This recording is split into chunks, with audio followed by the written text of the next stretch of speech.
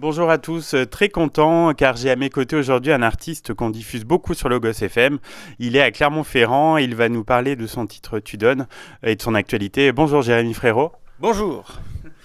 Alors il est question de générosité dans cette chanson Tu donnes.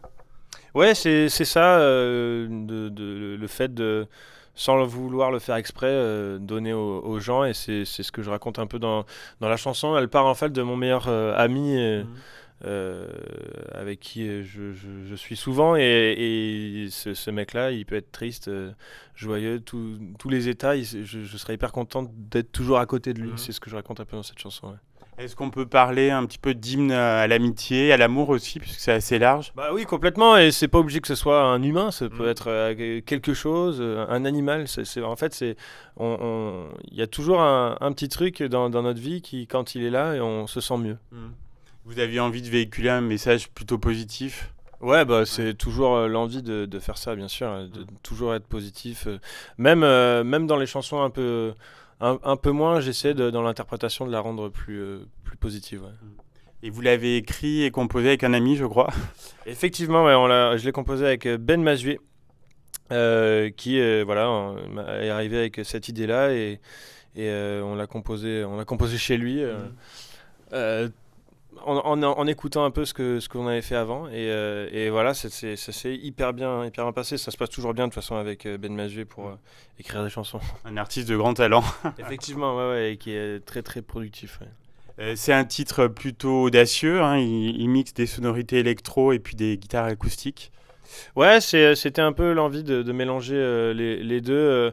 Quand on a pensé single, on a pensé direct à ça, à essayer de mettre un peu de frérot dedans, mais surtout de ce que je fais maintenant, des sons un peu plus froids, un peu plus spatiaux aussi. Il y a beaucoup plus d'espace pour la voix, et c'est ce qu'on avait envie de faire, ouais, en tout cas sur les singles. Ouais. Et il fonctionne tout très très bien, hein. Il est entêtant. Oui, c'est vrai qu'il marche. Et en live, il marche hyper bien, et il fait danser les gens. Et vous devez être content de l'accueil qu'il a reçu, parce qu'il a été beaucoup diffusé en radio. Enfin, il l'est encore, hein, notamment sur Logos FM. Ouais, il est hyper bien accueilli. Toutes les radios m'aident vachement pour le passer, en fait. C'est hyper bien d'être accueilli comme ça par les médias. Là, j'ai vu dernièrement qu'il était streamé 80 000 fois par jour. C'est incroyable. C'est mérité. Est-ce que c'est vous qui avez eu l'idée du clip de road trip un peu déjanté dans l'Ouest américain? Alors non, pas du tout, parce que et c'est un des rares, c'est le seul d'ailleurs, clip où j'ai pas mis les mains dedans, parce que j'arrivais pas.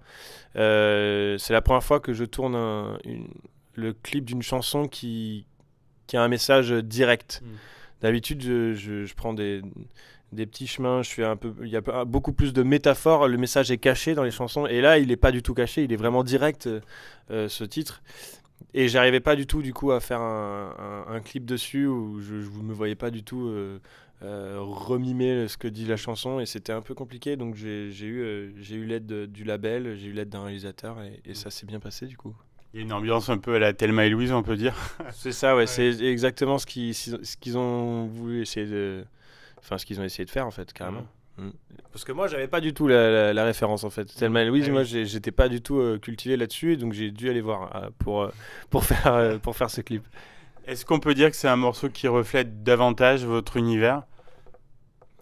Ce morceau-ci, ça peut, ouais, il y a pas mal d'influences de mon univers, effectivement. Après, c'est vraiment, on l'a fait pour faire bouger les gens, et essayer que ça touche le plus de monde possible. Donc finalement, on essaie de faire en sorte que ça le fasse comme ça.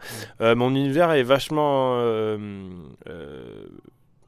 très spatial, en fait. Il y a vraiment beaucoup de place pour la voix, c'est un peu plus froid, en fait. Cette chanson est très chaude, et l'univers en général il est assez froid, et c'est ce qui ressort dans les lives, c'est que les gens me disent t'arrives à faire des chansons froides, t'arrives à en faire des trucs chauds en les interprétant, et c'est ça qui marche.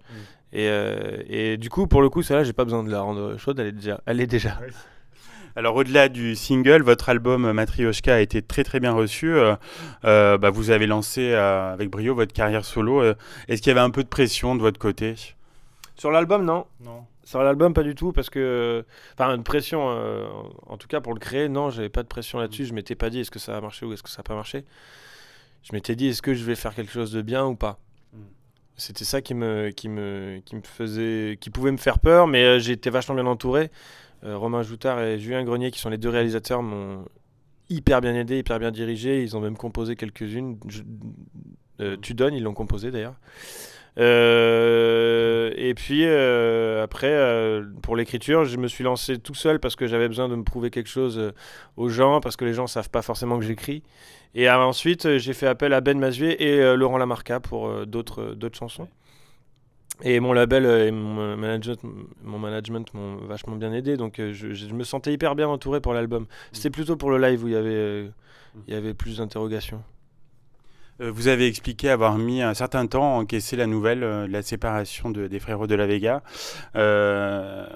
Vous dites aussi que ce passage a été profitable pour vous, de remise en question. Tous les passages dans la vie sont profitables de toute façon. Il y a pas, même quand ça peut faire mal, il y a toujours quelque chose de positif à retenir et qui fait avancer les choses. Donc c'est clair que j'ai été hyper nostalgique et j'ai eu du mal à avancer à un moment donné, mais quand ça a commencé à se dissiper et que j'ai commencé à créer, à écrire, c'est ce qui m'a aidé justement à créer et écrire, parce que j'ai eu des barres qui sont tombées dans tous les sens et j'ai pu avoir une infinité de possibilités pour avoir des idées de chansons. Matryoshka, c'est un clin d'œil à votre maman? C'est un clin d'œil à... Oui, en fait, le côté de ma mère. Mon arrière-grand-père s'est enfui de la révolution russe à pied. Donc j'ai voulu traduire Poupée russe en russe, Matryoshka donc. Et le fait de mettre Poupée russe sur le titre de l'album, c'est parce que l'album parle beaucoup de gens, de plus ou moins proches. Donc les choses emboîtées dans les autres. Et les sujets aussi. Je raconte la manière dont je vois la vie à travers ces gens-là. Donc c'est vraiment ce lien avec les Poupées russes qui marchait. C'est un album plutôt autobiographique. Il y a notamment une chanson aussi sur votre compagne. Ouais, en règle générale, je pense que tous les albums sont autobiographiques. Tous les albums sont rapportés à la vie de l'artiste, sauf quand l'artiste essaie de faire un album plus conceptuel, où il part en voyage et il écrit un album sur le pays. Là, c'est plutôt...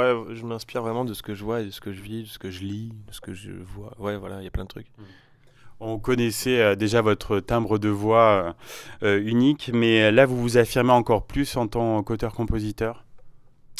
C'était vraiment l'envie de me prouver et de prouver aux autres aussi que voilà, je fais pas que chanter, bien que j'adore chanter les chansons des autres, c'est un truc qui me plaît plus que chanter les miennes d'ailleurs.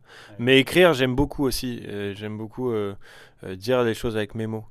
Donc c'était assez important, ouais. Donc vous êtes en concert depuis plusieurs semaines, partout en France, vous prenez du plaisir, on imagine? Ouais, oui, complètement, ouais. C'est là où je me sens le mieux en fait. C'est quand je joue, si je pouvais faire que de la promo sur scène, je ferais que ça, quoi. L'album pour moi il est vraiment utilisé juste pour dire aux gens attention, je pars sur un nouveau live avec des nouveaux titres. Si je pouvais faire que du live, je le ferais. Et quel titre alors vous interprétez sur scène, donc ceux de l'album et puis les plus anciens? Je fais tout l'album, Matryoshka. Après je peux faire d'autres titres des Frérots de la Vega, parce que c'est les chansons qui m'ont amené à faire cet album seul, donc j'aime beaucoup les chanter, ça galvanise le public, donc j'adore ça, ouais. On vous a vu récemment dans The Voice. Avec le recul, comment vous analysez votre participation à l'émission? Ça a été un beau tremplin? Ah bah oui, clairement, ouais, c'est ce qui nous a envoyé devant les gens, quoi. C'est ce qui a ramené aussi les gens sur scène, dans les salles. Et puis ça nous a aidé aussi à apprivoiser un peu les caméras dans les télés et tout ça. Donc clairement, ça nous a vraiment beaucoup aidé, ça c'est sûr. Et qu'est-ce qu'on peut vous souhaiter pour la suite, Jérémy Frérot? Que ça continue? Oui, que ça continue ou pas. En fait, moi je suis très heureux là-dedans. En fait, c'est surtout être très heureux. Être très heureux de manière perpétuelle. Après, si c'est dans la musique ou pas, ça, c'est pas grave, mais je veux être heureux. Eh ben, on vous le souhaite de tout cœur et on vous remercie d'avoir participé à l'émission. On espère vous retrouver pour l'histoire d'une autre chanson prochainement. Merci beaucoup de m'avoir invité.